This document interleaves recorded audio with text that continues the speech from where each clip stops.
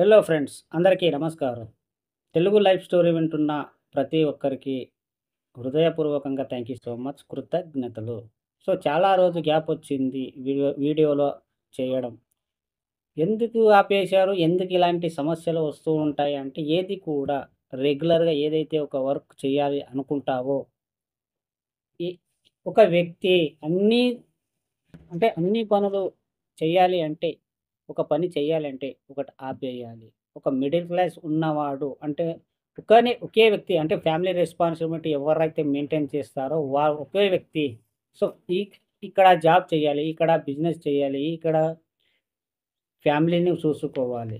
ఇక్కడ ఫ్యామిలీని ఏదైనా ఒక సమస్య వచ్చిందంటే ఇక్కడ ఫ్యామిలీ చూసుకోవాలి అంటే ఇక్కడ బిజినెస్ అనేది మూసుకోవాలి. కొన్ని రోజులు బిజినెస్ అనేది చాలా మంచిగా నడుస్తుంది. ఇంకొన్ని రోజులు లాస్ అవ్వడానికి మొదలుపెడుతుంది. ఒక మిడిల్ క్లాస్ ఉన్నవాడు ఇంకొక వ్యక్తికి పెట్టుకోవాలన్నా అతనికి ఇన్‌కమ్ రాదు. అలాంటిది ఇంకో వ్యక్తికి పెట్టి అతనికి జీతం ఇవ్వలేక అతనొక్కడే ఇక్కడ ఫ్యామిలీని చూసుకోవాలి. ఇంకో బిజినెస్ కూడా చూసుకోవాలి. ఒకవేళ జాబ్ గనక ఉంటే ఇక్కడ జాబ్‌కు చూసుకోవాలి. ఇక్కడ ఫ్యామిలీ రెస్పాన్సిబిలిటీ చూసుకోవాలి. 2 వంతుల ఆలోచించి తన మైండ్ పని చేయలేక ఒక అబ్బాయిల ఆలోచన ఎలా ఉంటాయంటే, కొన్ని సార్లు ఆలోచనలు కంట్రోల్ కాక కొన్ని సమస్యలను భరించలేక కొన్ని అలవాట్లు అనేవి హ్యాబిట్ చేసుకుంటారు అబ్బాయిలు. ఒక వ్యక్తి ఇక్కడ ఒక మిడిల్ క్లాస్ ఉన్నవాడు ఒక బిజినెస్ రన్ చేస్తున్నాడు అనుకుందాం. కొన్ని రోజులు బాగానే మంచి ప్రాఫిట్ వచ్చింది.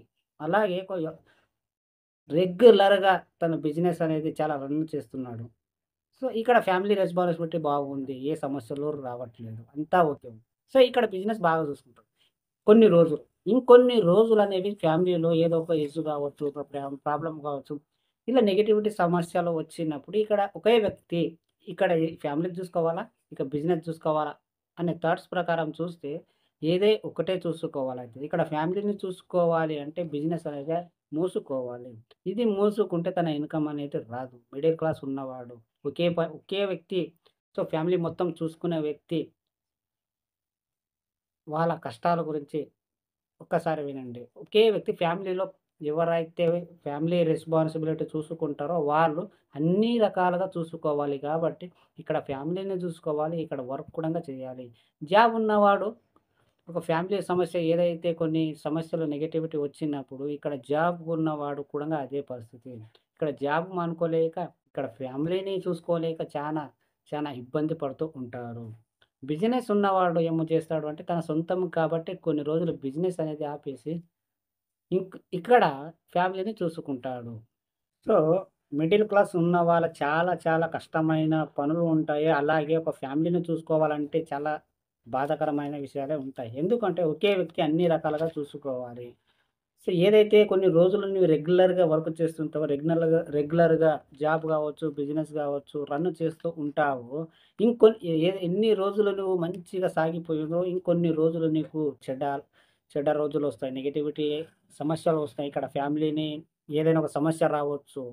ఫ్యామిలీని చూసుకోలేక ఇక్కడ బిజినెస్‌ని చూసుకోలేక ఎక్కడైనా ఒకేసారి చూసుకోవాలి.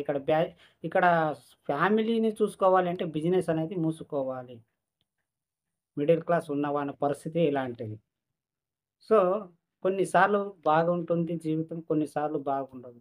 బాగున్నా, లేకున్నా సమయం అనేది నువ్వు కొంచెం కాస్త టైమ్ ఇస్తే, కొంచెం కంట్రోల్ చేసుకొని ఉంటే అన్నీ నీ ముందరికొచ్చి వెళ్ళిపోతాయి. సో, ఏదో ఒక పెద్ద సమస్య వచ్చిందని ఓవర్‌గా ఫీల్ అయ్యి, ఓవర్‌గా థింక్ చేసేసి, డ్రింక్ చేసేసి ఇది అబ్బాయిలకు.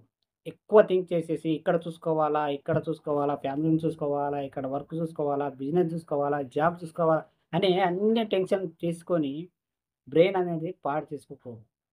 సో, ఏం కాదు. ఒకవేళ నీకు ఒక మిడిల్ క్లాస్ ఉన్నవాడు అంటే చాలా పేదరికంలో ఏదో ఒక కష్టపడి సొంత బిజినెస్ పెట్టుకున్నవాడు ఈ ఒక ఫ్యామిలీ సమస్య ఏదైనా వచ్చింది అనుకో, మూసేయండి తప్పు లేదు. మీరు కావాలని మూసేయట్లేదు కదా!